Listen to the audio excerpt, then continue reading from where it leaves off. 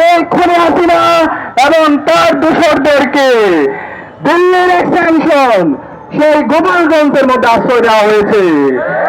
আমরা বিপ্লবের পর থেকে বলছিলাম এই গোপালগঞ্জের মধ্যে যত ফ্যাসিস্টরা আছে, খুনি হাসিনার যত দোসররা আছে, তাদেরকে বাংলাদেশ থেকে নিচ্ছিন্ন করতে হবে।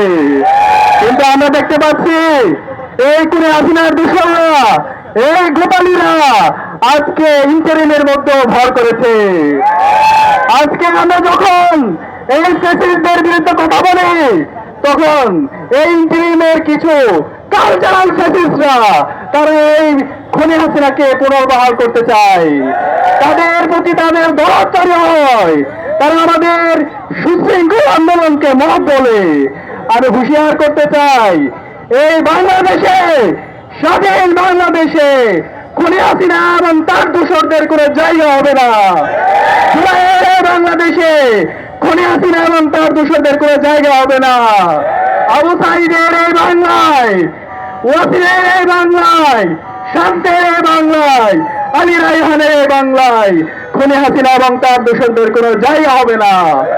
আমরা অন্তর্বর্তীকালীন সরকারকে অনুরোধ করব, আপনারা যদি বিচার করতে না পারেন আপনারা পদত্যাগ করেন। ছাত্র জনতা দায়িত্ব নেওয়ার জন্য প্রস্তুত আছে। জুলাইয়ের রক্তের উপর আপনারা আজকে ক্ষমতায় বসেছেন, আপনারা এখানে ভোট বিলাসের জন্য বসেননি। আপনারা যদি জুলাইয়ের সাথে গাদ্দারি করেন, খুনি হাসিনার যে পরিণত হয়েছিল তার চাইতে খারাপ পরিণতি আপনাদের হবে।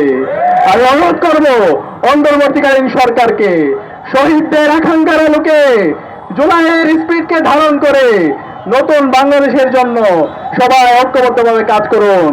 খুনি হাসিনা এবং তার দোসরদের দৃষ্টান্তমূলক বিচারের আওতায় নিয়ে আসেন এবং ছাত্রলীগ, আওয়ামী লীগ, যুবলীগ, সকল গন্ডা পান্ডা বাংলাদেশের যে প্রান্তে আছে তাদেরকে দ্রুত সময়ের মধ্যে যথাযথ বিচারের আওতায় নিয়ে আসুন। ইনকিলাব জিন্দাবাদ। নারায়ণ